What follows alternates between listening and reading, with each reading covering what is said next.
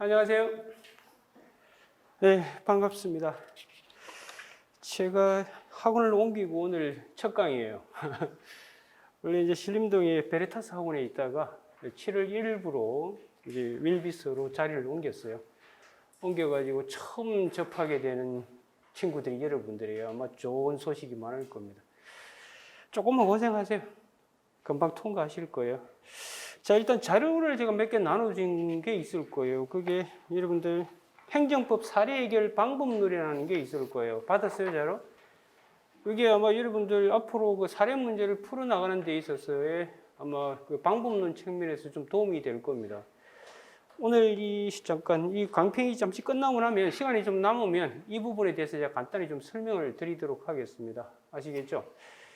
이건 제가 시험 준비할 때와 그다음 뭐 강의하면서 이렇게 하는 것이 사례 푸는 데 기본이 될 것 같아가지고 정리하는 자료예요.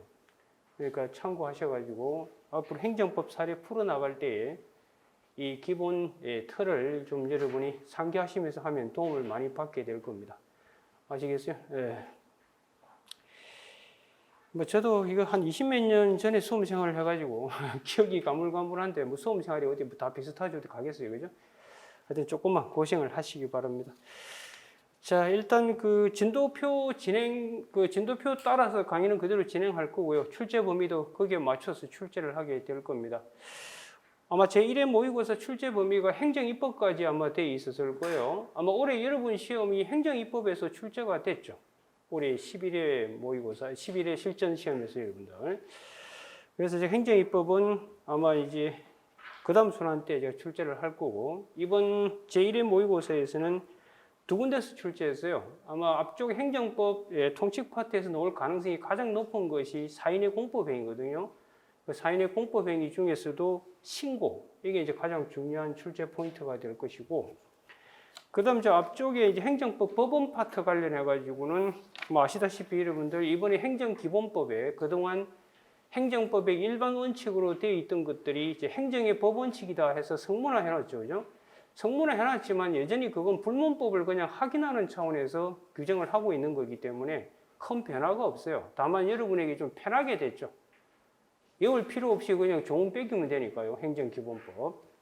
그것만 살짝 그냥 각만 잡아주면 되는 거고. 그 다음에 이제 그 법치행정 관련해서 가장 중요한 법률 유보, 법률 우위 측면에서 이제 법률 우위는 뭐 논할 게 없잖아요. 항상 적용되는 거니까. 그래서 이제 법률 유보 관련해 가지고 나올 가능성이 가장 유력한 그 분야와 연결해 가지고 출제를 한 겁니다. 아시겠죠? 네, 좋습니다. 자, 그러면 먼저 제 1문부터 같이 한번 보도록 할 텐데, 일단 항상 사례풀이를 할 때 여러분들 그 설문회를 잘 읽으셔야 되고, 설문에서 주인공이 누군지, 그리고 문제가 되고 있는 행정작용이 뭔지, 이걸 반드시 먼저 그림을 그리고 들어가시라고요. 그리고 또 문제 파악이 잘 안 된다 싶으면, 혹시 여러분 영어 시험 친 적이 있을 텐데, 영어 시험 치면 이제 설문이 길죠? 그럼 그거 다 읽기 귀찮으면 어떻게 해요? 밑에 지문부터 보고 꾹 올라가잖아요. 그럼 문장이 파악되기가 쉬워질 수 있는 거예요. 그래서 이 문제 보시면 첫 번째 그 지문 보시면 갑은 건축 신고에 대한 A 시장의 수리 행위가 없으면 건축 행위를 할 수 없는가? 이걸 물었잖아요. 그럼 이걸 물은 이유는 뭐겠어요? 이 신고가 수리 요하는 신고인지 수리 요하지 않는 신고인지 이걸 지금 묻고 있다는 걸 알 수 있겠죠. 왜? 수리 요하는 신고라면 수리까지 있어야 금지가 해제돼서 건축을 할 수 있는 것이고, 수리 요하지 않는 신고라면 뭐만 있으면 되죠? 건축 신고가 적법하기만 하면 수리 여부와 관계없이 금지가 해제되기 때문에 건축을 하더라도 문제될 게 없다고요. 그럼 결국 첫 번째 묻는 문제의 핵심 쟁점은 뭐겠어요? 이 건축 신고가 수리 요하는 신고인지 수리 요하지 않는 신고인지, 이게 핵심인 거죠. 그 부분에 집중해서 여러분이 답안을 쓰셔야 되는 거라고요. 이해가 되시죠? 그리고 가장 큰 문제는 이게 지금 건축 신고가 있으면 국토법상의 개발행위 허가가 뭐 되고 있죠, 지금? 어제되는 그런 케이스이기 때문에 우리 통설 판례에 의하면 일반적인 건축 신고는 수리 요하지 않는 신고로 보지만, 우리 판례 다수견에 의하면 수리 요하는 신고로 보죠. 인허가 의제가 되는 건축 신고. 그 부분을 여러분이 답안에 잘 현출하는 게 핵심 포인트가 되는 거예요. 이해가 되셨죠? 그러니까 첫 번째 묻는 문제의 핵심을 이해를 하셔야 되고요. 그리고 단서를 잘 활용하셔야 되는데 그 인허가 의지에서 권한 절차 집중설에 따라라 그래놨다고요.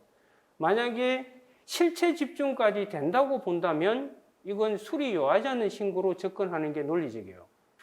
그런데 지금 이건 실체 집중은 안 된다는 설이 뭐죠? 절차 집중까지만 된다는 거잖아요. 그러니까 어제되는 부분에 있는 실체 요건에 대해서 판단을 해야 된다고요. 그럼 우리가 수리 요하는 신고인지 아닌지 구분 기준에 보면 실체 요건, 실질 요건까지 따져야 되는가? 그걸 따지게 되면 뭐로 보죠? 수리 요하는 신고로 보게 되거든요. 그 부분을 여러분이 체크를 하셔야 되는 겁니다. 이해가 되셨죠? 그리고 이제 두 번째 묻는 문제를 혹시 여러분 오해할까봐 이건 이불로 출제한 겁니다. 여러분들 무슨 형사법원에서 뭐 어떤 판결을 해야 되는가? 민사법원은 뭐 판단할 수 있는가 놓으면 쉽게 떠올리는 게 뭐죠? 선결 문제죠. 구성요건 효력과 선결 문제. 그렇게 접근하면 안 된다는 걸 보여주려고 출제한 거예요. 왜 그런가? 그걸 비교를 하면서 여러분이 좀 공부를 하셔야 되는 겁니다. 이해가 되셨죠? 네. 자, 그러면 첫 번째 문제부터 같이 한번 풀어보도록 할게요. 대충 문제 파악은 되셨죠? 자, 그럼 7번 잠시 보실래요? 첫 번째 문제의 기본 골격은 이렇게 되어 있어요. 지금 주인공이 이제 갑이 있겠죠? 그 다음 행정청을 향해서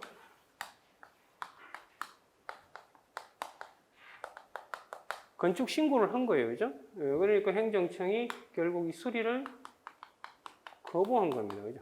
문제 골격은 이렇게 되어 있는 거예요. 그리고 이제 문제 읽어보시면 수리를 거부하게 된 이유가 국토법상의 개발행위 허가 요건을 못 갖췄기 때문에 지금 거부를 하고 있는 거거든요. 그런데 이 건축 신고가 있으면 국토법에 있는 개발행위 허가 이게 이제 어제되도록 이렇게 되어 있다고요. 그런데 개발행위 허가가 되기 위한 요건이 있겠죠. 그게 기준이다 이렇게 되어 있다고요. 그 요건. 그래서 이 요건을 충족 못했다는 이유로 지금 이 수리를 거부하고 있는 그런 케이스라고요. 이게 여러 가지 문제를 많이 만들어낼 수 있습니다. 이 개발행위 허가의 법적 성질을 따로 물을 수 있어요. 이 개발행위 허가가 이게 허가인지 아니면 예외적 허가인지 그게 왜 중요하냐면 개발행위 허가를 허가로 보면 이건 기속이겠죠. 그런데 예외적 허가로 보면 재량이 될 것이고 기속으로 보더라도 요건에 보면 불확정 개념이 들어있거든요. 그러니까 또 판단 여지 문제도 엮어서 얼마든지 출제가 될 수 있는 거예요. 그리고 이게 지금 건축 신고라서 그렇지 만약에 건축 허가에도 그대로 적용이 되거든요. 그럼 건축 허가는 기속이겠지만 이 부분이 재량으로 평가받게 되면 이 한도 내에서 건축 허가도 재량이 된다. 그런 것도 잘 알아두셔야 됩니다. 알겠어요? 예. 조심을 하셔야 돼요. 그래서 지금 이번에는 그런 문제는 묻지를 않았습니다만 어쨌든 지금 이번 문제 같은 경우는 첫 번째 물어봤던 건 결국 이 A 시장이 지금 수리 안 했을때도 불구하고 이 친구가 이렇게 건축 가능한가 이렇게 이제 물었던 거잖아요. 그죠?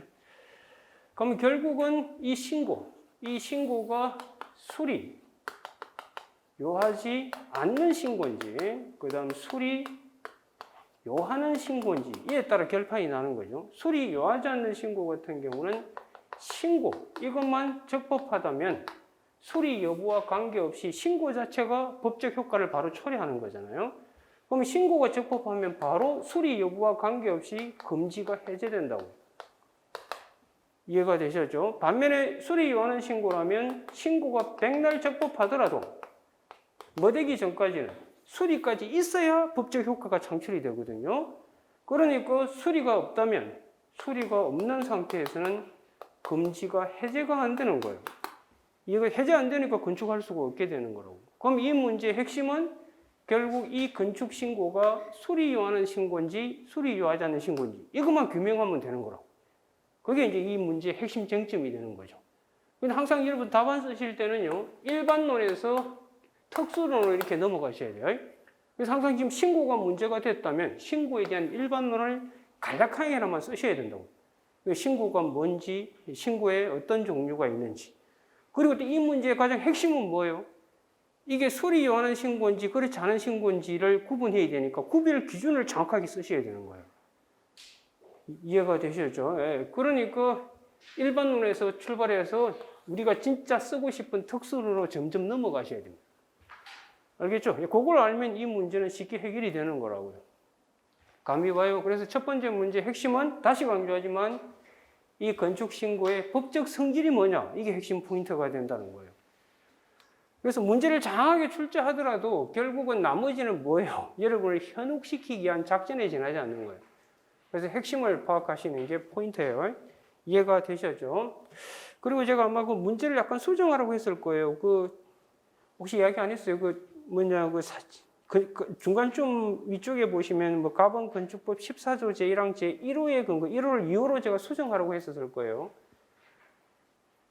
근데 문제 푸는 데는 크게 지장은 없습니다만, 그 다음 밑으로 쭉 내려오시면 국토계획법 58조 1항 제3호, 그 3호를 4호로 수정을 하세요. 4호로 수정하시고.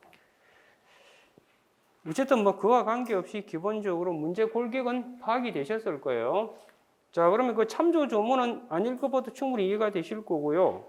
자, 그러면 해설한 것 같이 한번 보도록 하겠습니다.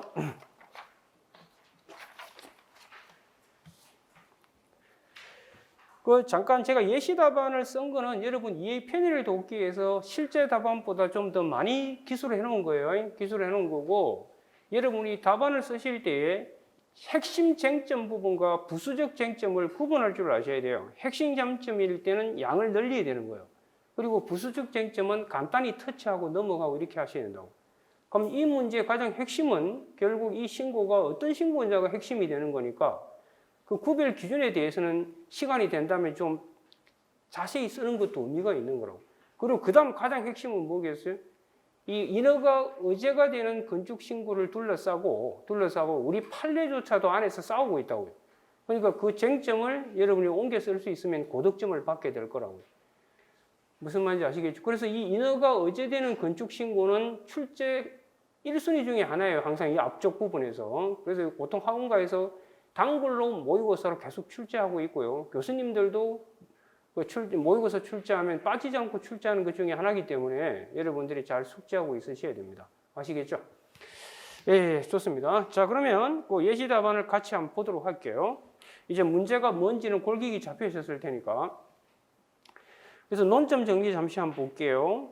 자, 건축신고에 대한 행정청의 수리 행위가 있어야 건축행위 할 수 있는가?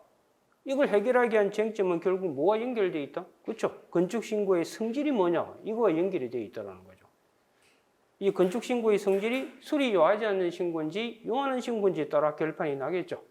그래서 먼저 일반론 간단히 쓰고 이 건축신고의 성질이 뭔지 알아보겠다라고 제가 제시를 하고 있는 겁니다. 근데 이거는 논점 정리하실 때 저처럼 안 써도 돼요. 결국 이 핵심 쟁점이 뭐라는 것만 밝히면 돼요. 이 건축신고의 성질이 뭐냐? 이게 핵심이다만 답안지 현출만 되시더라도 점수 받는데 아무 지장이 없다 이 말입니다.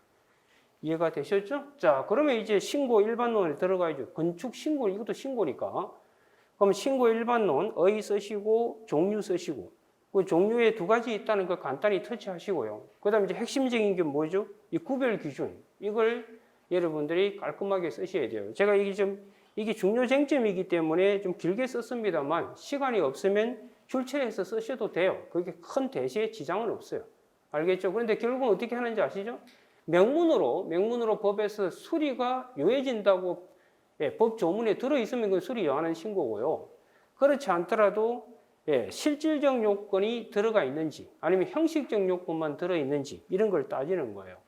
이게 왜 중요한지는 이제 우리가 인허가 의제될 경우에 아까 권한 절차 집중설인지 아니면 실체 집중설인지 그거에 따라 이 답이 달라질 수 있는 거죠. 실체가 집중이 안 된다는 건 여러분 집중이라는 건 생략한다는 뜻이에요. 그러니까 집중이 안 된다는 건 생략이 안 된다는 거니까 인허가 의제되는 법에 있는 요건 그게 실제 요건이잖아요. 그 부분을 판단해야 되기 때문에 수리 요하는 신고로 가게 될 거라고요. 이해가 되셨죠? 그래서 그 구별 기준에 대해서 간단히 쓰시고 그렇다면 이제 핵심적인 거. 그렇다면 이 설문에 주어 있는 건축신고는 이 구별 기준에 들이대 봤을 때 어떻게 되겠는가 이렇게 넘어가는 거라고. 그런데 이 부분에 대해서 개별적인 논의가 있다고요. 그래서 그게 기억나시는 분들은 저처럼 이렇게 상세히 쓰고요. 만약에 기억이 안 난다 하더라도 어떻게 하면 돼요? 이 구별 기준에 맞춰서 사원 포섭하셔도 된다고요. 그러더라도 합격하는 데는 큰 지장이 없다고. 그런데 고득점을 받으려면 저처럼 써야 고득점은 받겠죠. 이해가 되셨죠? 무슨 말인지. 자, 그래서 그게 건축신고의 법적 성질인데 제가 여러분 학습 편의 차원에서 자세히 써놓은 거예요. 그래서 첫 번째 보시면 일반적인 건축신고에 대해서 통설 판례가 이건 수리 요하지 않는 신고로 본다고요. 왜? 그 논거를 제가 적어놨잖아요. 이걸 어디에다 들이댄 거겠어요? 이 구별 기준에 들이대가지고 봤을 때 그렇다는 거예요. 반면에 이제 인허가 의제 효과를 수반하는 건축신고의 경우 있죠. 그게 수리 요하는 신고로 본다는 견해도 있고 수리 요하지 않는 신고로 본다는 견해도 있다고요. 그러면 수리를 요하는 신고로 본다는 견해의 가장 대표적인 논거가 뭔지 아시겠죠? 결국 뭐가 집중 안 된다는 거죠? 절차만 집중되지 실체는 집중 안 되기 때문에 결국 어제되는 인허가에 있는 실체 요건에 대한 판단이 필요하게 된다는 거죠. 그렇기 때문에 이거는 우리 구별 기준에 들이대서 봤을 때 이건 수리 요하는 신고다. 이렇게 가려고 하는 거라고요. 감이와 여기까지? 네, 좋습니다. 반면에 이제 그 자기완결적 신고로 보시려고 하시는 분들은 결국은 우리가 허가제를 무슨 제로 바꾼 건 건축은 원래 허가를 받아야 되는 게 기본인데 일정 건축에 대해서는 규제 완화 차원에서 뭐로 바꿔놓은 거죠? 신고제로 바꿔놨다는 거예요. 근데 그런 신고를 어제된다는 이유로 들고 가서 이렇게 규제가 강화되는 형태로 가는 건 이상한 거 아니냐 이걸 들이대는 거예요. 그러면서 이건 수리 요하지 않는 신고로 봐야 된다 이렇게 가는 겁니다.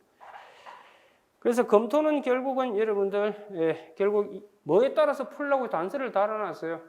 실체는 집중되지 않는다는 전제에서 풀어야 되니까 저도 검토를 그에 따라서 검토를 한 겁니다. 그럼 그 검토해 보면 이건 수리 요하는 신고로 보는 게 맞다 이렇게 가게 될 겁니다. 이해가 되시죠? 예, 그렇게 해서 사안을 해결하시면 된다고. 그럼 사안 해결은 결국 여기에 있는 신고는 건축신고는 인허가가 의제되는 건축신고고 따라서 우리가 위에서 반 구별 기준과 검토를 통해서 보건데 이건 수리가 필요한 신고다입니다. 따라서 수리되기 전까지는 건축행위 할 수 없다. 이렇게 결론이 나게 될 거라고요. 감이와 여기까지? 네, 좋습니다. 그 첫 번째 문제는 그 정도 선에서 해결하시면 돼요. 그러니까 첫 번째 문제에서 반드시 여러분이 답안에 현출하셔야 될 게 뭐예요? 구별 기준, 이걸 기본적으로 잘 쓰셔야 되고 그 다음에 이제 인허가가 의제되는 건축신고와 일반적인 건축신고를 구분하셔가지고 인허가 의제되는 건축신고의 경우에 실체 집중이 되는가 안 되는가 이걸 잘 연결하셔가지고 결론을 맺는 게 중요한 거예요. 논리 체계를 갖추셔야 돼요. 단지 이거 뭐 팩트를 옮기는 게 문제가 아니고요. 문제를 항상 이렇게 읽어보셨을 때 출제자가 도대체 뭐에 대해서 물어보려고 하는지 이게 캐치가 된다면 거기에 맞춰가지고 여러분의 양을 쏟아부으셔야 된다고. 그게 우리가 핵심 쟁점인지 부수적 쟁점인지 이걸 구분하는 이유가 거기에 있는 거예요. 강약 조절은 거기에서 따라붙게 되는 겁니다. 자, 됐고요. 그 다음에 이제 두 번째 문제인데 자, 갑은 수리가 반려되었음에도 불구하고 건축을 강행했다고 그러죠. 이에 검사는 갑을 건축법 111조 제1호 그 참조 조문에 보시면 이렇게 돼 있죠. 신고 안 하고 건축하면 이렇게 벌금 때리도록 이렇게 돼 있어요. 이게 이제 구성 요건이죠. 이게 구성 요건이고 이제 법적 효과가 이렇게 돼 있다고.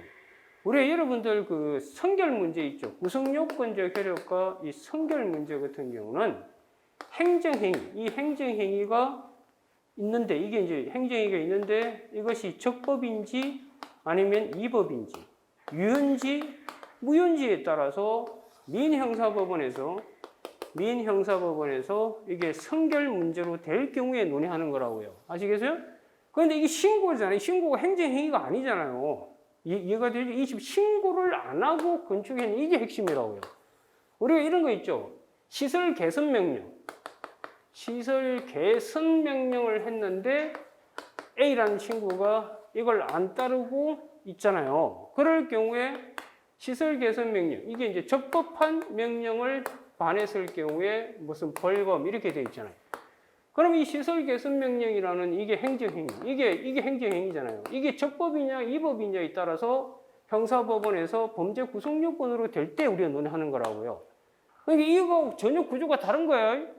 그러니까 이걸 성결 문제 논의로 가서 하시면 안 된다고. 그다음 여러분들 뭐 무허가, 그다음 무면허 이런 거 있잖아요. 이게 다 허가, 운전면허 다 행정행위잖아요. 이 행정행위가 유연지, 무연지, 행정행위가 적법인지 위법인지가 선결 문제일 때 논하는 거라고요. 여기서는 범죄 구성 요건이 뭐죠? 신고를 안 하고 건축했냐, 이걸 따지는 거라고. 신고했냐, 안 했냐. 이게 문제가 되는 거라고. 신고는 뭐예요? 사인의 공법행위지 행정청이 행하는 행정행위가 아니에요. 그러니까 이걸 선결 문제로 접근하지 마시라고요. 그럼 이게 핵심은 뭐냐면 신고를 했냐, 안 했냐, 이게 문제인데, 그럼 신고의 효력이 생기는 것이 수리까지 있어야 신고가 된 것처럼 돼서 효력이 생겨가지고 벌금을 안 받게 되는 건지, 아니면 그냥 신고가 법에 요구하는 신고 요건만 갖췄다면 그게 바로 신고가 됐다고 봐야 되는 건지, 이걸 놓고 싸우는 거예요. 그래서 이걸 어떻게 쳐다보느냐 하면 수리 요하는 신고, 우리가 수리 요하는 신고인 경우와 수리 요하지 않는 신고에서 이걸 물어본 거라고요. 이게 적법한 신고라고 이제 단서를 붙여놨잖아요. 적법한 신고의 효과가 어떻게 되는가를 물어보는 거예요. 그럼 우리가 수리 요하지 않는 신고에서 적법한 신고를 했다. 그럼 그거는 수리 여부와 관계없이 무조건 법적 효력이 생기잖아요. 그럼 그건 신고가 그냥 자동으로 된 거라고요. 그럼 금지가 풀린다고. 그런데 수리 요하는 신고에서 신고가 적법인데 수리를 안 하고 있는 상태에서 어떤 행위를 했을 때, 그때 이 신고 안 했다는 말의 의미를 어떻게 해석해야 되느냐를 놓고 싸우는 거예요. 이때 신고를 안 했다는 것이 신고의 효력이 안 생긴 상태에서 뭔가 하면은 신고 안 한 것처럼 봐야 되는지, 아니면 신고에서 요구한, 법에 요구하는 신고 요건만 갖추면 그냥 신고는 한 것처럼 되는 것인지, 형벌 관련해가지고. 그걸 놓고 싸웁니다. 그래서 일부 교수님은 법 조문 잘 보라고 해요. 신고 안 하고 건축했을 때 벌금 때린다고 돼 있지 않냐는 거야. 그럼 이 친구는 적법한 신고했잖아요. 그러니까 이제 다수 의견에는 뭐라고 그러냐면, 그래 돼버리면 수리 요하지 않는 신고나 수리 요하는 신고 갖게 된다는 거예요. 그럼 여기서는 수리까지 있어야 이 신고의 효력이 생겨서 제대로 된 신고가 이루어졌다라고 해석해야 된다는 거예요. 그게 다수 입장이에요. 그러면 다수 입장에 따라가게 되면 수리되기 전까지는 이 신고가 요건을 다 갖춰서 신고했다 하더라도 신고 안 한 것처럼 돼버린다는 거예요. 즉 쉽게 말해서 신고 효력이 안 생기는 거예요. 신고 효력이 안 생기는 거니까 이 요건이 갖춰져 가지고 벌금을 받게 된다는 거예요. 무슨 말인지 이해가 되셨어요? 그걸 좀 알아두시라는 거예요. 그래서 여기서 신고를 안 했다는 의미를 어떻게 해석해야 되느냐 이거예요. 그럼 아시다시피 여러분, 수리 요하는 신고에서는 뭐까지 있어야 법적 효력이 생기죠? 수리까지 있어야 되는데, 그래야 그때 신고의 효력도 생긴 게 아닌가, 이렇게 해석하려고 하는 거예요. 그런데 일부 교수님은 법 구조를 잘 보라는 거지, 신고하지 않고 돼 있으니까 이 친구는 제대로 된 신고를 했잖아요. 했으니까 형벌과 관련해서는 형벌 때릴 수 없다는 거예요. 다만 금지 자체는 해제가 안 된 거기 때문에 건축은 할 수 없는 거다. 그까지만 해석하는 거예요. 근데 형벌 관련해서는 부과하면 안 된다. 이렇게 설명하는 겁니다. 무슨 말인지 이해가 되셨어요? 예, 좋습니다. 그걸 물어본 거니까 제발 이걸 구성요건 효력과 선결 문제로 접근하면 안 돼요. 왜 안 되는지는 이해가 되셨을 거고요. 자, 한번 보도록 합시다. 그래서 설문 2에 대해서 그 논점 정리 한번 볼게요. 자, 건축법 111조 제1호는 신고를 하지 않고, 이 신고를 하지 않았다, 이걸 어떻게 해석하느냐 이거예요. 신고를 하지 않고 건축 행위를 한 자에 대해서 500만 원 이하의 벌금에 처하도록 규정하고 있는데, 사안에서 갑은 건축법 등에서 요건을 다 갖췄잖아요. 그러니까 일부 교수님은 형벌 부과에 관련해서는 법 조문에 보면 신고하지 않고 했을 때 형벌 때린다고 돼 있는 거니까 적법한 신고 요건 갖춰서 했으면 그냥 신고된 거 아니냐는 거예요. 그럼 형벌은 부과할 수 없다는 거예요. 단 수리되기 전까지 금지는 안 풀리는 거니까 그냥 건축만 하면 되는 거 아니냐, 이런 식으로 설명하는 거예요. 그렇게 따져버리게 되니까 이제 다수설은 적법한 신고에 대해서 수리 요하지 않는 신고와 수리 요하는 신고가 같아져 버리는 거 아니냐, 이렇게 설명을 하는 거예요. 그래서 결국 다수 입장은 수리되기 전까지는 적법한 건축 신고를 했다 하더라도 그 신고 안 한 것처럼 봐야 된다는 거예요. 형벌 부과에 관계해서. 왜냐하면 수리되기 전까지는 신고 효력이 안 생긴다는 거예요. 신고 효력이 없다는 게 신고가 무효인 거와 똑같은 거죠. 없는 것처럼 보겠다는 거죠. 그걸 잘 이해를 하셔야 돼요. 그래서 학설을 보세요. 학설을 보시면 수리를 요하는 신고에서 수리가 되기 전까지는 신고의 효력이 발생하지 않는 바 그래놨죠. 그럼 신고 효력이 발생 안 한다는 건 무슨 말이죠? 신고 없는 거나 똑같다. 이렇게 해석하는 거예요. 반면에 이제 법 조문을 잘 보라는 거지. 신고를 하지 아니하고 신고 대상이 되는 한 것으로 규정하고 있다는 거예요. 근데 이 친구는 지금 신고에서 필요한 걸 다 갖춰서 신고했잖아요. 그러니까 형벌 관련해서는 부과하면 안 된다. 이렇게 설명합니다. 다만 수리되기 전까지는 금지가 해제된 건 아니니까 그냥 건축만 못할 뿐인 것이다. 그런데 형벌 부과의 대상은 될 수 없다. 이런 식으로 설명하는 겁니다. 우리 판례 입장은 명확하지 않아요. 명확하지 않은데 뭐 박규선 교수님을 해석하신 것을 제가 언급을 해놓은 거예요. 그런데 아마 제가 축약해서 답안지 나눠주는 부분이 있죠. 거기는 아마 여기 있는 그 예시 답안처럼 쓰지는 않았을 거예요. 그래서 그 축약해서 쓴 것 정도만 답안에 쓸 수 있도록 하세요. 여러분 그 4페이지 안에 다 들어갈 수 있도록 만들어 놓은 답안지 있잖아요. 거기 보면 아마 그렇게 돼 있을 거예요.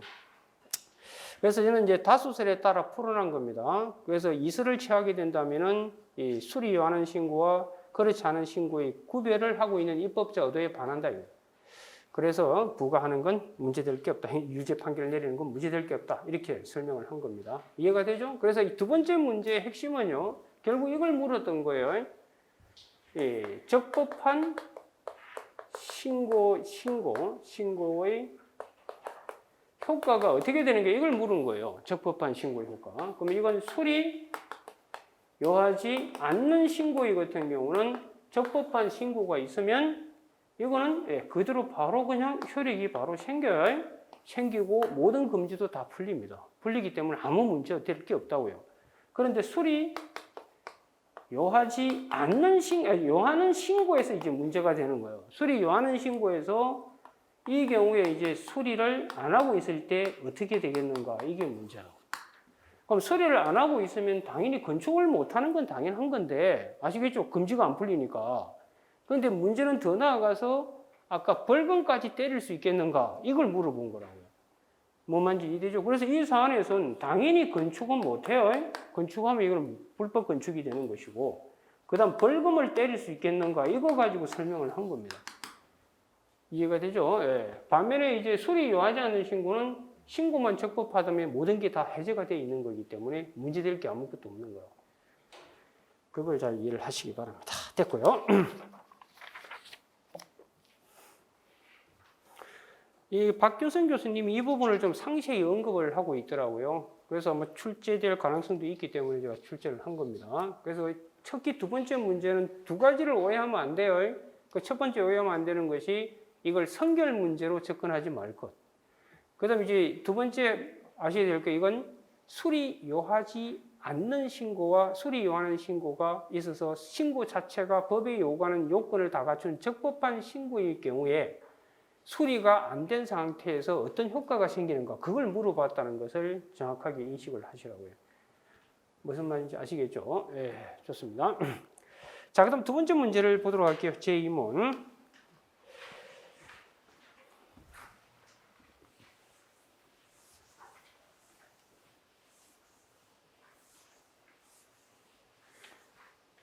제2문은 뭐 푸는데 크게는 문제는 없었을 겁니다. 이게 주로 뭐 많은 교과서에 다 수록되어 있는 비슷한 문제들이 많을 겁니다. 보통 법률유보 물으면 단글로 물어보는 영역이 바로 이 급부 분야예요. 뭐 보조금 부여하고 하는 이 분야가 주로 출제가 되기 때문에 결국은 지금 이렇게 되어 있어요. 그죠? 지금 뭐냐면 훈령을 만들었어요. 행정청이 훈령을 만들어 가지고 이 훈령은 문제 설문 잘 읽으셔야 돼요. 법률에 근거 없이 만들어졌다고 되어 있으니까 근거는 딴 말로 무슨 말이죠? 딴 말로 위임, 수권, 법률유보 다 같은 말이에요. 그러니까 위임 없이 만들어졌다 하니까 순수한 행정규칙이라는 걸 빨리 캐치하셔야 됩니다. 아시겠어요? 우리가 상위법의 위임을 받아서 행정규칙 스타일로 만들었을 때 조심해야 될 게 뭐가 있죠? 그게 바로 법령 보충 규칙이 아닌가라는 생각을 할 수 있는 거예요. 법령 보충 규칙은 형식은 행정 규칙인데 실질이 법규적 내용을 담고 있으면 그 법규 명령으로 접근하려고 하는 게 다수와 판례 입장이잖아요. 그런데 그건 반드시 상위법으로부터 뭐가 있어야 된다고? 위임을 받아서 만드는 거라고요. 근데 이거는 지금 위임 없이 만든 거라고요. 그러니까 이 훈령은 오리지널 행정규칙이라고. 그걸 이해를 하셔야 돼요. 이해가 되셨죠? 그래서 이 훈령에 터잡아가지고 이 행정청이 지금 누구냐면 거기 보면 갑을 회사한테 보조금 지급 결정을 해왔죠. 이 해왔다는 게 이게 뭐가 있다는 걸 보여주는 거죠. 선행 관행이 있다는 거예요. 선행 관행이 있었던 거예요. 행정규칙에 근거한 선행 관행이 있다고. 대충 답이 나오는 게 이게 자기구속 문제가 되겠다는 걸 감을 잡으셔야 돼요.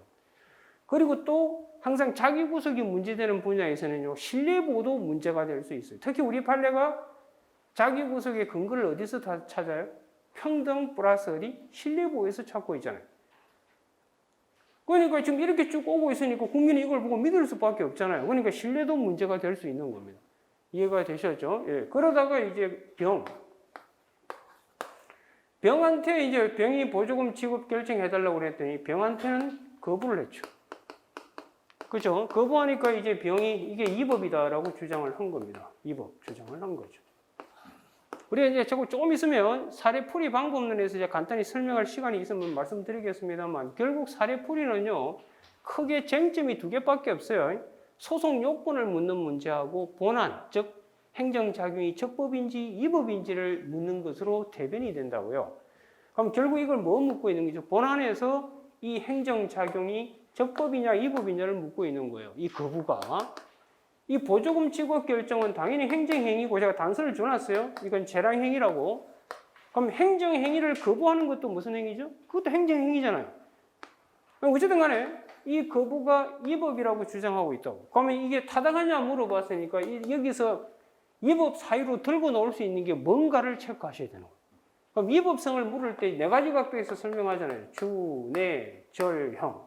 그럼 여기서 이건 문제될 거 없고 문제될 거고 없으니까 내용은 다시 여러분 법률 유보하고 법률 우위 이 두 가지가 이제 문제가 되는 거라고. 알겠어요? 네, 좋습니다. 그걸 지금 묻고 있는 거 하나 있고요. 그 다음에 이제 이 보조금 지급 결정을 이런 훈령에 근거해서 할 수 있겠는가? 이게 이제 법률 유보 문제 이 부분이 되는 거고요. 이제 법률 우위와 관련해서 지금 재량 분야로 되어 있잖아요. 재량이고 재량의 한계 관련해서 여기서 행정법의 일반원칙인 신뢰보호 문제와 자기구속 이게 이제 문제가 되는 거예요. 이해가 되죠? 예. 그래서 여러분들 기본적으로 위법성 판단하실 때에 법률 우위는 이렇게 하는 거죠. 법원 요건 플러스 효과로 되어 있잖아요. 그럼 이 요건이 충족돼야 되겠죠. 그런데 충족됐다는 전제의 효과가 이게 기속이냐 재량이냐 나누는 거예요. 기속은 법대로 안 하면 무조건 위법이니까 시험 안 나와. 그런데 재량은 성문법 갖고 판단이 안 되기 때문에 재량의 한계를 검토하잖아요. 한계 검토할 때 주로 행정법의 일반원칙 이거 가지고 검토를 하는 거라고요. 아시겠어요? 예, 이게 지금 기본적으로 찾아가는 포맷을 정확하게 알고 있으셔야 돼요. 그래야만 어떤 문제가 나오더라도 여러분 그 중에 뭘 묻고 있는지가 캐치가 되는 거예요. 그래서 지금 이 첫 번째 물어봤던 거는 결국 이 훈령에 터잡아서 한 이 보조금 지급 결정이 문제가 없겠는가 물어본 거라고요. 그럼 이건 결국 법률 유보 문제겠죠. 법률 유보는요, 물어보는 스타일이 이렇게 돼 있어요. 법률 유보는 첫째 물어보는 것이 보조금 지급 결정이 법률 유보 적용 영역인지 그렇다면 법이 있는가를 따져봐야 돼요. 그러니까 법률 유보에서 말한 이 법은 국회가 만든 법률에다가 위임을 받은 법규명령만 들어온다고요. 그런데 이거는 지금 훈령이 행정규칙이잖아요. 그러면 여기서 만약에 법률 유보 적용 영역이라고 파악이 돼버리면 법이 있어야 되는데 찾아봤더니 이 법밖에 없더라는 거죠. 그러면 이건 법규성이 없는 법이라면 이건 법률 유보 위반이 되는 거라고. 이해가 되셨어요? 네. 그래서 이 첫 번째 이걸 묻고 두 번째 법이 있느냐 이에요. 법이 있는지. 그리고 이 법은 법률하고 법규명령이에요. 이걸 따지셔야 됩니다. 알겠어요? 예, 그걸 물어본 것이 이제 두 번째 문제예요. 감이와 여기까지? 예.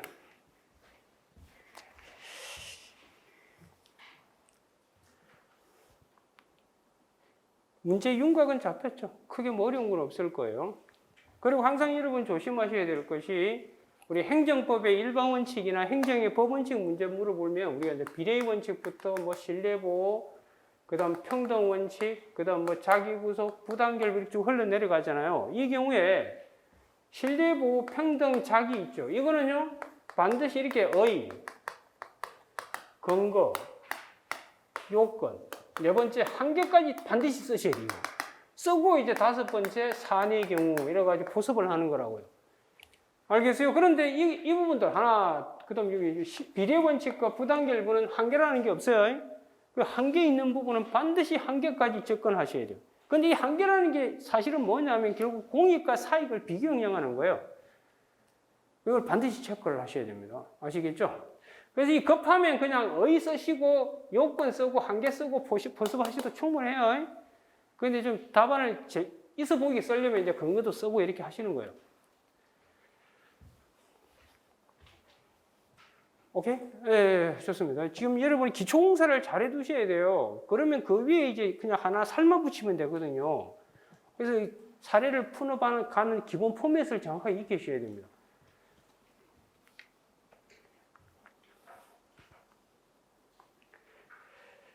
그래서 문제를 잠시 같이 한번 볼게요. 제2문에. 자, 첫 번째 줄에 언더라인 하셔야 되겠죠. 별도의 법률의 근거는 없지만 이 부분 근거 없다. 딴 말로 뭐라고요? 위임이 없다. 수권이 없다. 이렇게 되는 거예요. 같은 말이에요. 그다음 쭉 내려오면 이제 훈령을 만들어 가지고 그죠? 만들었죠. 그 훈령에 터잡아 가지고 갑을 회사한테 보조금 지급 결정을 해 왔죠. 그 말은 거기서 뭘 힌트를 얻으셔야 돼요? 일종의 선행 간행이 있다라는 걸 아셔야 되는 거예요. 그런데 이제 병도 거의 같은 조건 다 갖췄는데 결국은 거부했죠. 반려했잖아요. 그럼 이게 그 첫 번째 물어봤던 건 이 훈령에 근거해서 보조금 지급 결정할 수 있는가? 벌써 이 훈령에 근거해서 보조금 지급 결정할 수 있는가? 이렇게 물어봤으니까 결국은 보조금 지급 결정에 법률 유보가 적용되는 분야라면 법이 있어야 되는데 그 법이 훈령이죠, 지금. 그러면 이 훈령은 어떤 성격인가도 규명이 돼야 되는 거고. 그럼 그 전에 먼저 뭐부터 해결해야 돼요? 보조금 지급 결정은 법률 유보 적용 분야인지 이게 결정이 돼야 돼요. 만약 적용 분야가 아니라면 뭐 법이 없더라도 할 수 있기 때문에 훈령에 의해서 하든 말든 아무 관계가 없는 거라고요. 감이 오죠, 여기까지. 그걸 이제 풀어내는 겁니다. 그럼 첫 번째 문제부터 간단히 한번 볼게요. 어떻게 썼는지. 어쨌든 제가 이 예시 답안을 쓸 때 여러분 공부 편의를 위해서 제가 하여튼 여러분이 좀 필히 알아둬야 될 내용은 답안에, 예시 답안에 다 집어넣으려고 지금 노력하고 있습니다. 이걸 통해서 여러분이 좀 공부를 좀 하시라고요. 아시겠죠? 자, 보시면 보조금 지급 결정에 법률 유보 원칙이 적용되는 영역인지 이게 핵심이죠. 만약 그렇다면 이 훈령이 과연 법률 유보에서 말하는 법이냐? 이게 이제 문제가 되는 거라고. 이해가 되죠? 자, 그러면 이제 법률 유보 일반론 간단히 쓰셔야 되겠죠? 쓰시고, 이제 핵심은 법률 유보 적용 영역을 어디까지 할 것인가? 이게 문제인데, 이 부분은요, 그동안 학설 대립이 꽤 있었죠. 침해 유보설부터 쭉 있어 왔는데, 이거 이제 장하게 쓰면 안 돼요. 저처럼 쓰시라고. 왜? 이번 행정기본법이 뭘 그냥 반영하고 있기 때문에 중요사항 유보설을 반영하고 있잖아요. 그렇기 때문에 우리 중요사항 유보설의 가장 큰 맹점은 또 뭐예요? 그럼 어느 게 중요하냐 안 하냐를 판단하기 어렵잖아요. 그건 케이스 바이 케이스로 간다. 그렇게 쓰는 거예요. 그렇다면 급부 행정은 어떻게 되는가? 이렇게 타고 들어가는 거라고. 감이가 여기까지? 예. 그래서 이제 그렇게 쓰고 네 번째 목차에서 그럼 그렇다면 급부 분야에는 법률 유보가 적용되는가? 그럼 이거는 개별 학설 논의가 있잖아요. 이건 반드시 기억하셔야 돼요. 법률 유보 출제한다면 아마 1순위가 이 급부 분야에 법률 유보 적용되는지 이 개별 학설을 출제할 가능성이 높아요. 그래서 이 학설 대립이 있는 거 기억하셔야 돼요. 그래서 적극설, 소극설, 그 다음 제한적 법률 근거 필요설 이 학설 대립 쓰시고요. 저는 이제 검토를 긍정설에 따라 검토한 거예요. 적극설에 따라. 그러면 급부 행정에도 법률 유보 적용된다. 그럼 된다 했으면 이제 법이 있어야 될 거 아니에요. 법이 없이 만약 하면 법률 유보 위반이 되는 거니까. 그러면 설문에 다 찾아봐도 참조 조문도 없죠. 그럼 설문 안에 들어있는 건 뭐밖에 없죠? 훈령밖에 없잖아요. 그럼 이 훈령의 성질이 뭔지를 규명해야 된다고. 그 전에 법률 유보에서 말하는 법은 도대체 뭘 뜻하는지를 쓰셔야 되겠죠. 그래서 아까 제가 언급한 것처럼 법률하고 법규명령 그렇게 될 거라고요. 이해가 돼요? 그거 쓰고 나서 그렇다면 중소벤처기업부 훈령의 법적 성질은 어떻게 되는가? 이건 상위법의 위임도 없이 만들어졌으니까 이건 오리지널 행정규칙이다. 그렇게 되는 거예요. 그럼 행정규칙은 법률유보에서 말하는 법이 될 수 없죠. 따라서 법에도 없이 보조금 지급 결정하게 되면 이건 법률유보 위반이 될 수밖에 없죠. 그래서 할 수 없다. 이런 식으로 결론이 나게 되는 거라고. 감이 와 여기까지? 네, 좋습니다. 그래서 이걸 뭐 덜덜덜 외우려고 하지 말고요. 항상 논리 체계를 갖추도록 하셔야 돼요. 어느 단계를 밟아서 쭉 흘러가는지를 체크를 하시라 이 말입니다. 됐죠? 네, 좋습니다. 자, 그럼 이제 두 번째 문제를 봅시다.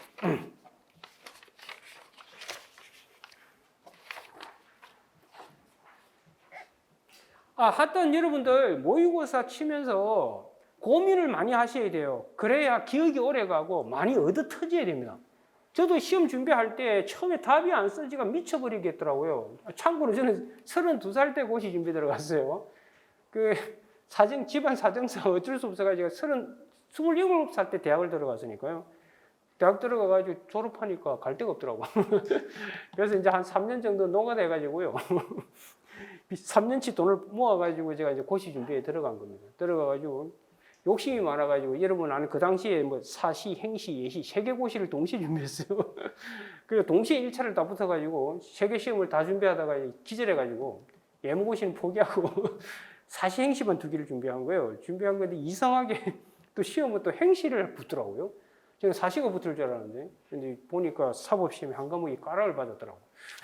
마지막 날 형사소송법이 까락을 맞아가지고 그래서 저는 인터뷰 준비까지 해놨었어요. 예, 시험이 요즘 공부가 가장 쉬워요 이렇게 준비까지 해놨는데 어떻게 하나가 이상하게 날아가 버리더라고요.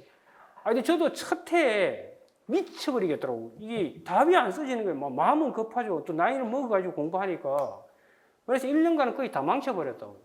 망쳐버리고 그다음부터 선배들 답안부터 해서 다 취합을 해가지고 괜찮았다 싶은 건 다 흡수해서 제 걸로 만들었어요. 그래가지고 연습하니까 이제 잘 되더라고요. 근데 어쨌든 고민하면서 얻어 터져야 돼요. 그래서 이 모의고사 치면서 여러분들이 지금 점수가 몇 점 나오고 안 나오고 중요한 게 아니고요. 여러분이 고민한 만큼 성적은 올라가게 돼요.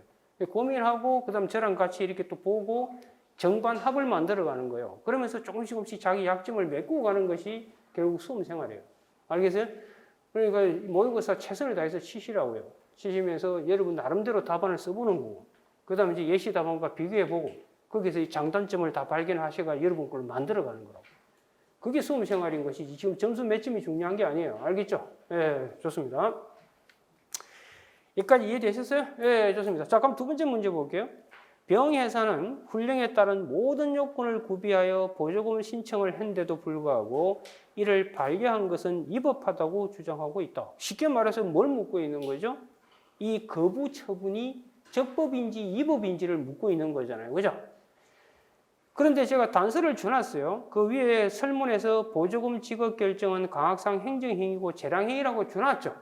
이게 만약 재량행위가 아니라면 자기구속 원칙을 쓸 수가 없다고요. 참고로 여러분들 이게 여기 있는 것 중에 이 신뢰보호 있죠. 이거는 기속이든 재량 분야든 다 활용할 수 있습니다. 아시겠어요? 그런데 자기구속이니 평등이니 비례니 하는 이건 기본적으로 다 어디서 쓰는 거라고요? 재량행위에서 위법 적법 판단할 때 쓰는 거예요. 아시겠죠? 그러니까 여기서 재량행위라고 만약 주어지지 않았더라면 여러분은 보조금 지급 결정이 재량인지 기속인지를 검토해야 돼 말아야 돼. 검토한 다음에 뭘 써야 된다고? 자기구속 원칙 위반을 쓰셔야 되는 거라고. 알겠죠? 무슨 말인지?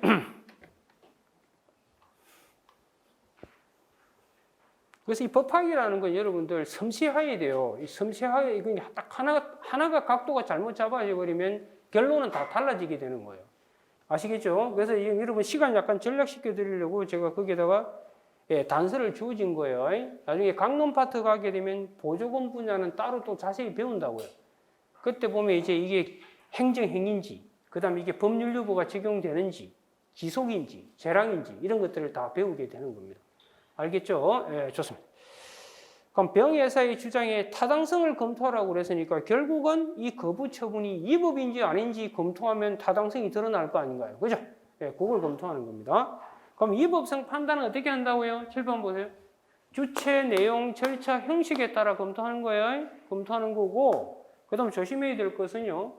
주체 같은 경우는 강론에서나 배우면 돼요. 여러분 강론에서 기본적으로 위임 분야, 위임이나 이런 권한의 문제이기 때문에. 그 다음에 절차는요, 설문에 무조건 주어집니다. 설문에서 뭐 이유 부기를 안 하고 했다, 뭐 청문을 안 거치 이런 말이 주어져 있다고요. 그러니까 이건 크게 신경 안 쓰셔도 되고요. 그 다음 형식은 문서로 했냐 안 했냐 이게 문제니까 이것도 설문에 거의 주어져 있다고. 그러니까 이제 남은 건 내용이죠. 내용은 법률 유보와 법률 우위 문제라고요. 아시겠어요? 이해가 돼요? 그래서 기본적으로 우리는 법률 유보 문제 이미 언급을 해버렸고 법률 우위와 관련해서는 요건 플러스 효과인데 지금 요건 부분에서 문제될 건 없고 효과 관련해서 효과가 기속이냐 재량이냐 문제라고. 근데 재량이라고 주어져 있잖아요. 그러니까 재량에 뭘 검토하는 거라고? 한계 검토하는 거예요. 기속은 성문법 갖고 도 아니면 뭐 판단이 난다고요. 그런데 재량일 때는 성문법 갖고 이법적법 판단이 안 된다고요. 그렇기 때문에 행정법의 일반 원칙 내지 행정의 법 원칙 갖고 판단을 해야 되는 거라고. 그러니까 재량 분야라는 건 입법부가 행정부한테 운신의 폭을 준 거잖아요. 알아서 선택하라고. 그런데 아무리 알아서 선택하더라도 일정한 한계가 있다는 거예요. 너무 심한 선택 아니에요? 이게 비례 원칙이죠. 그렇게 안 하길 하고 왜 그러세요? 이게 신뢰보호 원칙이고요. 그 다음 왜 나만 미워해? 이게 평등 원칙이잖아요. 그리고 딴 사람한테 이렇게 해오면서 왜 나만 다르게 해? 이게 자기구속 원칙이라고. 그걸 이제 쭉 언급하는 겁니다. 이해가 되죠? 여기까지. 예, 그러면 여기서 결국 들고 나올 수 있는 게 뭐라고요? 결국 이 친구는 저렇게 하면 되겠다라고 믿은 것도 있고 그리고 딴 놈한테 저렇게 해왔는데 왜 나만 유독 차별해? 이게 이제 자기구속. 앞부분은 신뢰보. 이 두 가지가 문제가 될 수 있다는 걸 체크하셔야 됩니다. 이해가 되죠? 자, 그러면 이런 문제는 기본적으로 어디서 점수차가 나느냐 하면 신뢰보 원칙과 자기구속 원칙의 일반론은 공부 1년 한 친구라면 다 해요. 그건 간략하게 쓰시고요. 어디서 결판이 나겠어요? 사안포섭을 잘 하셔야 돼요. 알겠어요? 그래서 제가 사안포섭을 아마 상세히 해놨을 겁니다. 예시답안에서. 무슨 말인지 이해되셨죠? 공부 차원에서 제가 일반론도 약간 길게 썼습니다만 제가 아마 추격형으로 만든 예시답안에서는 간단하게 써놨을 거예요. 그리고 어디에 핵심 포인트가 있다고요? 사안포섭. 이걸 잘 하셔야 됩니다. 그래서 사안포섭 연습을 좀 해보라고 제가 상세히 언급해놨으니까 그걸 사안포섭 이렇게 해가는구나. 이걸 연습을 좀 하시라 이 말입니다. 감이 와 여기까지? 예, 좋습니다. 그래서 논점 정리 한번 볼게요. 병의사 주장의 타당성 여부 관련 재량 한계로서 신뢰보, 자기구속 이게 문제될 것 같다. 이걸 끌어내는 기본이 되어 있으셔야 되겠죠. 그죠? 그러면 이제 신뢰보 원칙 일반론 쭉 쓰시고 반드시 뭐까지 써야 된다고 여러분? 한계 빠뜨리면 안 돼요. 신뢰보 요건 다 갖추더라도 신뢰라는 건 사익보호 제도잖아요. 사익보다도 공익이 더 큰 케이스다. 그러면 신뢰보 요건 다 갖추더라도 신뢰대로 안 하더라도 그건 적법이 되게 될 수 있는 거죠. 아시겠죠? 그리고 자기구속도 마찬가지죠. 자기구속도 요건 다 갖췄다 하더라도 한계에서 사정 변경이 있다든지 이런 경우에는 기존 관행과 다르게 하더라도 자기구속 원칙에 반하지 않는다. 이렇게 배우셨을 겁니다. 이해가 되기까지? 예, 좋습니다. 자, 그러면 그 사안포섭한 거 같이 한번 볼게요. 제가 상세히 포섭해놨어요. 그 사안에서 중소벤처기업부 장관의 훈령 재정 행위는 일정한 요건을 충족할 경우 기술개발비를 보조금으로 지급하겠다는 선행조치로 볼 수 있어요. 여러분, 선행조치에는 이런 법 같은 것도 다 들어와요. 행정규칙이든 뭐든 국민에게 믿음의 끈덕지만 주기만 하면 어디에 들어온다고요? 선행조치에 다 들어온다는 거. 그러니까 훈령 같은 행정규칙을 믿은 것도 신뢰보호가 될 수 있다는 점을 체크하시라고요. 이해가 되죠? 자, 그 다음 상대방인 병회사는 이 훈령을 믿는데 어떤 기책 사유가 없죠. 기책 사유가 없다라는 건 보호가치 있는 신뢰다. 이렇게 되는 거고. 그리고 병은 이 훈령을 믿고 이제 공장 부지도 매매 계약 체결하고 했다는 건 무슨 행위를 한 거죠? 투자 행위를 한 거잖아요. 그렇죠? 믿고 뭔가 행위를 했었어야 되고 믿었기 때문에 이런 걸 할 수밖에 없었죠. 인과관계도 있고요. 그런데 그 선행 조치에 반해 가지고 안 해주겠다 한 거잖아요. 그죠? 그러니까 요건 다 갖췄죠. 그런데 마지막에 이제 뭐가 문제겠어요? 한계를 어떻게 설정하냐 이게 문제겠죠? 그 한계를 풀어내라고 제가 코로나 예를 든 거라고요. 아시겠죠? 그래서 이 코로나라는 게 공익적 가치가 엄청 크다는 걸 제가 보여드리는 거죠. 그럼 사익과 공익을 비교해 봤을 때 뭐가 훨씬 커 보인다? 공익이 더 커 보이는 거 아니냐? 그렇게 사안포섭을 한 거라고요. 감이 와 여기까지? 네, 좋습니다. 그래서 이 사안포섭한 거 여러분들이 다시 한 번 더 읽어보고 이렇게 포섭하면 재밌겠다 생각을 좀 하시라 이 말입니다. 자, 그 다음에 이제 세 번째 자기고서 원칙 위반 여부죠. 이것도 일반론 간단히 쓰시고요. 사안포섭을 잘 하셔야 돼요. 그 사안포섭한 거 같이 한번 보시면 되겠죠. 이것도 한 개까지 반드시 쓰셔야 돼요. 한 개까지 쓰시고 그리고 또 하나 이 자기고서 원칙에서는 여러분들 이 훈련 같은 행정규칙이 만들어져 있을 때 선행 간행이 있어야 되는가 없어야 되는가 논란이 있죠. 그런데 이 사례 문제에서는 이미 간행이 있잖아요. 있기 때문에 이 부분을 장하게 쓸 필요가 없다고요. 만약에 간행도 없는데 첫 사례인 경우에는 그 부분을 다시 언급하셔야 돼요. 아시겠죠? 근데 이거는 이미 가벌에 대한 선행 간행이 존재하고 있잖아요. 그렇기 때문에 간략하게 써도 무방하다 이 말입니다. 근데 만약에 이런 선행 간행도 없고 훈령만 있는 상황이다. 그럴 경우에 이 병한테 만약에 보조금 지급 결정을 안 해줬을 경우 이 병이 자기고서 원칙 위반을 주장할 수 있겠는가? 이렇게 물어봤었을 때는 뭘 자세히 언급해야 된다고? 네, 자기고서 원칙 요건에 이런 선행 간행이 필요한지 없는지 이 부분을 상세히 언급을 하셔야 된다고요. 감이 와 여기까지? 예, 좋습니다. 됐나 여기까지? 예, 그리고 그 정도 해가지고 포섭한 거 한번 볼게요. 그럼 사안에서 보조금 지급 결정은 설문에 주어져 있었죠? 재량행위라고. 그 다음 이제 중소벤처기업부 장관은 병회사와 동일한 사안에서 계속 보조금 지급 결정해왔던 뭐가 있죠? 선행 간행이 존재하잖아요? 그래서 요건 갖추는 데는 크게 문제가 없어요. 다만 아까 말씀드렸다시피 자격우수 원칙도 뭐가 더 크면 또 중대한 사정 변경이 생겼을 경우에는 선행 간행으로부터 이탈이 가능하거든요. 그래서 거기에 포섭될 가능성이 충분히 있다. 이렇게 설명을 한 겁니다. 이해가 되죠? 예, 좋습니다. 자, 그러면 전체적인 문제에서는 마무리가 됐는데 7번 잠시 보실래요? 그리고 오늘 문제는 그 제1문 같은 경우에는 1문의 첫 번째 문제 같은 경우는 결국 뭘 물었던 거예요? 그렇죠? 이 신고가 법적 성질이 수리 요하느냐 요하지 않느냐 이것만 알면 풀 수 있는 문제였고요. 그 다음 두 번째 문제 같은 경우는 이건 여러분이 선결 문제로 접근하지 말 걸 이야기하는 거고 결국은 뭐죠? 적법한 신고에 따른 효과가 어떻게 되는 걸 물은 거예요. 그 적법한 신고에 따른 효과는 수리 요하지 않는 신고일 때와 요하는 신고일 때 어떤 차이가 있는가 그걸 물어본 거예요. 다만 수리 요하는 신고에 있어서 적법한 신고를 했지만 수리를 안 하고 있는 상태에서 이게 형벌 부과의 대상이 될 수 있는가를 법 조문을 활용하셔가지고 학자들이 어떻게 쳐다보고 있는지 그 부분을 한번 물어봤던 거예요. 그 다음에 이제 두 번째 문제 같은 경우는 법률 적합성 원칙 관련해가지고 기본적으로 첫 번째는 법률 유보 원칙을 물어본 거예요. 법률 유보 원칙을 물어보는 문제 스타일이 첫 번째 이게 법률 유보 적용 분야인지 그 다음 두 번째 물어보는 건 그렇다면 법이 있는가 이걸 이렇게 출제할 수 있습니다. 법규명령 형식의 행정규칙 행정규칙 형식의 법규명령 공부하셨죠? 그거와 섞어서 출제할 수 있겠죠. 그러면 어떻게 돼야 돼요? 법률 유보 적용 분야인데 법이 있긴 한데 그게 법률 유보 형식, 법규명령 형식의 행정규칙이다. 그럼 그 법규명령 행정규칙 형식의 법적 성질을 규명해야 된다고. 그걸 법규명령으로 접근하면 법이죠. 법률유보에서 말하는 법. 그러면 이건 법률유보 위반이 안 되게 되는 거라고. 그런데 반대로 만약에 법규명령 형식 행정규칙을 행정규칙으로 검토하게 되면 이건 법률유보에서 말하는 법에 들어올 수 없으니까 법률유보 위반이 될 수 있는 거예요. 예, 그렇게 섞어서 출제할 수 있다는 걸 반드시 체크하시기 바랍니다. 알겠어요?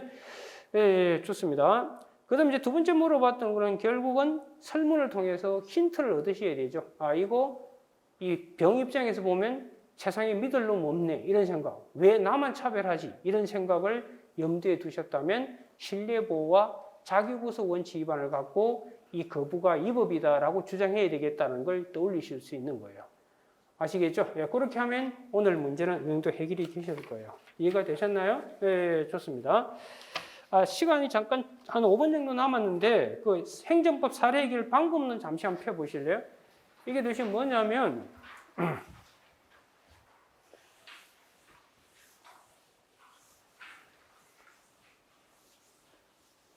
우리가 사례를 풀어나간다는 건요. 여기 보면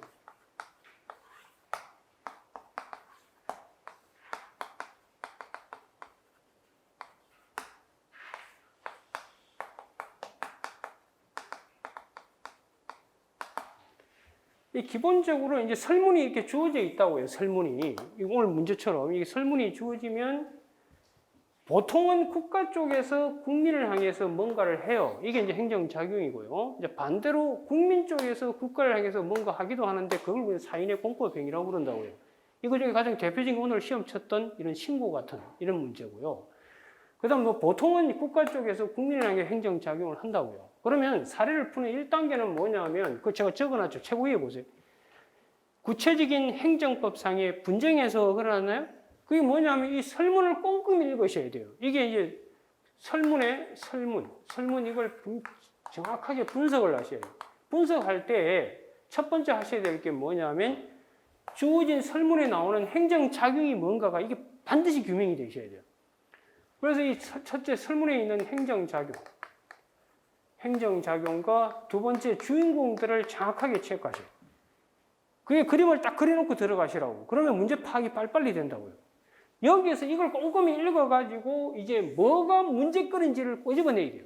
그리고 오늘 사례 문제 같은 경우도 이 부분을 먼저 하나 출제했잖아요. 그럼 여기서 구체적인 쟁점이 뭔지를 끄집어내야 돼요. 문제를 통해가지고. 그래서 이제 두 번째 하셔야 될 것이, 제가 그 두 번째 적어놨죠. 법적으로 해결할 수 있는 쟁점을 찾아내라고 그랬죠. 이 쟁점을 발견합니다. 오늘 문제 같은 경우는 이 신고의 법적 성질을 물어본 거잖아요, 이게 지금. 맞아요? 그럼 신고의 법적 성질을 물어봤다면은 이걸 해결하기 위한 도구를 발견해야 된다고. 세 번째. 그래서 이제 3단계 1이 넘어가는데 이 쟁점은요, 이런 경우는 특수한 케이스고 보통의 쟁점은 두 가지라고요. 하나는 뭐냐면 소의 적법 문제고, 하나는 본안, 즉 행정작용의 위법성, 이걸 묻는 게 기본이라고. 아시겠어요? 그래서 오늘 문제 같은 경우에 이것만 물어봤잖아요. 행정작용의 위법성. 아까 신뢰보 위반인지 법률 위반 이런 거 물어본 거죠.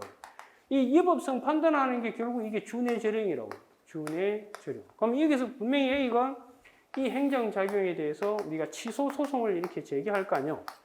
제기하면 문제 물어보는 게 크게 세 가지 스타일이 있다고요. 그 첫 번째가 뭐냐면 이 취소 소송이 적법인가, 적법한가.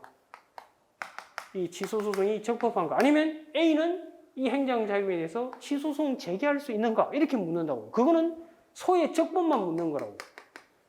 소의 적법은 소송 요건을 묻는 거라고요. 소송 요건 원고 적격부터 공부하셨잖아요. 그걸 묻는 거라고요. 만약 그게 쟁점이다. 여기서 발견해보면 원고 적격이 쟁점이다. 그러면 이 쟁점을 해결할 뭘 발견해야 된다고? 도구를 발견해야 돼요. 이 도구가 어디 있냐? 법학에서. 법학에서 이 도구는 법이라고요. 법이 없으면 그 다음 이론, 즉 학설, 판례로 넘어가는 거예요. 법이 있더라도 법을 해석해야 될 거 아니에요. 이 해석에 대한 학설, 판례, 검토 이렇게 넘어가는 거예요. 무슨 말인지 이해가 되셨어요? 그래가지고 발견된, 검토된 거 가지고 네 번째 저 주어진 쟁점에다가 사안포섭을 하는 거라고. 이렇게 해서 사례를 해결하는 거예요. 그러니까 무슨 법학 문제든 간에 기본적으로 쟁점이 있으면 쟁점을 해결할 법을 발견해서 그 법의 의미를 해석해가지고 포섭하는 것이 법학의 다라고요, 사실은. 그러니까 항상 사례 문제를 풀어나가실 때 가장 출발점이 뭐냐면 설문에 나와 있는 이것들의 싸가지를 빨리 분석을 해내야 돼요. 그래야만 이 행정작용의 성질이 파악이 돼야 돼요. 파악하는 건 크게 두 개예요. 소속, 그 다음 기속인지 재량인지 이걸 밝혀내야 돼요. 그래서 이 소송이 강학상 소송이 허가인지 뭐 특허인지 이런 걸 밝혀내셔야 된다고. 그 자체만 묻기도 하고요. 그걸 제가 쭉 쪼개가지고 그 다음 쭉 다 적어놨거든요. 그러니까 그 책을, 요 사례 해결 방법론 요 자료를 꼼꼼히 읽어보시면 이 틀 속에서 제가 쭉 각을 다 잡아놨습니다. 이해가 되셨어요? 예. 그래서 이 자료가 상당히 괜찮은 자료니까 여러분이 앞으로 행정법 공부하시는 데 많은 도움을 받게 될 겁니다. 그래서 다시 강조하지만 사례 해결이라는 건 이 4단계 과정을 밟아가는 거예요. 그래서 이 주어진 설문에서 꼼꼼히 체크하셔서 뭐가 문제 행정작용이고 주인공이 누군지, 그리고 그 안에서 뭘 놓고 싸우는지 쟁점을 발견하고 이 쟁점을 해결할 도구를 발견해야 되는 거예요. 그래서 오늘 같은 이런 신고 같은 경우는 도구를, 신고의 법적 성질이 법에 없죠. 법이 어디 있어. 그러니까 이거는 이론적인 거 팔려갖고 해결할 수밖에 없는 거예요. 무슨 말인지 이해가 되셨어요? 예. 그 다음에 이제 오늘 두 번째 물어봤던 건 본안에서 이법성을 물어본 거잖아요. 이법성을 물어본 거니까 특히 준해 실행 중에 내용과 관련해서 법률 유보 하나 물어봤고, 그 다음 법률 우위를 물어봤던 거잖아요. 그 법률 우위 안에서도 결국은 성문법 위반이 문제된 게 아니라 뭐 불문법으로 불리는 신뢰보호라든지 자기구속 위반을 갖고 풀어나갔던 거라고. 한번 꼼꼼히 잘 생각해 보세요. 여러분이 그동안 공부를 어떻게 해왔는지 모르겠습니다만 이 법 공부하실 때 여러분들이 논리 체계를 정확하게 갖춰야 되고 각 과목별로 기본적인 틀이 뭔지를 빨리 캐치하셔야 돼요. 민법이든 뭐든 다 기본적인 베이스가 안 갖춰져 있으면 계속 공부해봤자 헷갈린다고요. 그래서 그 틀 속에서 살을 붙여 나갈 수 있도록 하시라고요. 저도 이제 참고로 저는 뭐 우리나라에 존재하는 법이란 법은 공부를 다 해봤어요. 어차피 뭐 우리나라에 존재하는 고시를 다 치다 보니까 본의 아니게 뭐 국제법부터 해서 뭐 안 한 공부가 없어요. 그런데 다 보면서 느꼈던 게 그거예요. 각 과목이 요구하는 기본적인 베이스가 있다라는 거예요. 그 틀, 체계가 있는 거예요. 그걸 빨리 캐치하면 그만큼 쉬워집니다. 그냥 외우려고 덤벼들지 마시라고요. 끝이 없습니다, 그러면. 그러니까 이 행정법이라는 게 결론부터 하나만 하고 이걸 강의 마칠게요. 행정법은요, 결론부터 말하면 이것 때문에 만들어진 거예요. 행정법은 원래 옛날에 왕이 있었잖아요. 왕이 있고 국민이 있고. 이때까지는 무조건 그냥 행정을 했지만 이때는 임시의 시대였다고요. 주목으로 다스리다가 시민혁명이 터지면서 이제 왕이 뭐에 의해서 이 행정을 법에 의해서 하게 되죠. 이걸 우리는 법치행정이라고 그러고, 그래서 오늘날 행정법의 사례는 뭔지 알아요? 이 법치행정을 놓고 국민과 국가가 싸우는 거예요. 국민은 왜 이 법에 어긋나서 행정했느냐, 이걸 주장하는 거고, 국가는 왜 법대로 했는데 왜 그래? 이게 사례 문제.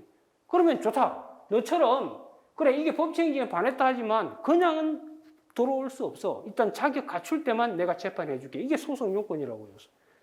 그리고 그 갖추면 들어와. 좋다. 그럼 네 말 한번 따져보자. 이게 준해 절연 갖고 따져보는 거라고. 그거 이해 어디 있어요? 그게 행정법이 다르네. 그 행정법은 결국은 법치 행정을 놓고 국민과 국가가 싸우는 거라고. 이게 행정법이 답니다. 그러니까 항상 문제 묻는 것도 이게 법에 반했는가 안 반했는가 이걸 따지는 거예요. 그리고 그렇다 하더라도 설사 네가 이게 법원에 들어올 자격이 돼? 이걸 따지는 게 소송 요건이라고요. 그래서 소송 요건 갖춘 놈이 들어와가지고 이게 법치에 반했는가 안 반했는가 이게 본안에서 논의하는 거라고. 그거 가지고 다투는 게 행정법이 전부 답니다. 그걸 반드시 기억하신다면 앞으로 문제를 풀어나갈 때도 여러분들이 아, 행정법은 이 메커니즘 속에서 움직이는구나. 그걸 인식을 하게 될 겁니다. 알겠어요? 네. 그래서 오늘 집에 가셔가지고 이 행정법 사례 해결 방법론 있죠. 이걸 좀 꼼꼼히 한번 읽어보세요. 읽어보고 행정법 밑에 도사리는 가장 최고의 원리가 뭐라고? 법치행정의 원리라는 거. 그래서 그 법에 반행과 안 반행 이걸 놓고 지금 국가 국민이 싸우는 거다 보고 그러니 쟁점은 법원에 들어올 자격이 있는가를 묻는 문제 하나, 그 다음에 이제 법치행정에 반했는지를 묻는 문제 하나, 이게 다라는 거, 그걸 반드시 기억하시기 바랍니다. 됐나요? 네, 좋습니다. 자, 그럼 오늘 강평은 여기까지 마무리 짓도록 하고요. 뭐 질문 있는 친구들은 질문을 하시기 바랍니다. 아시겠죠? 자, 그러면 내일 제2회 모의고사 가지고 다시 찾아뵙도록 하겠습니다. 네, 수고했습니다.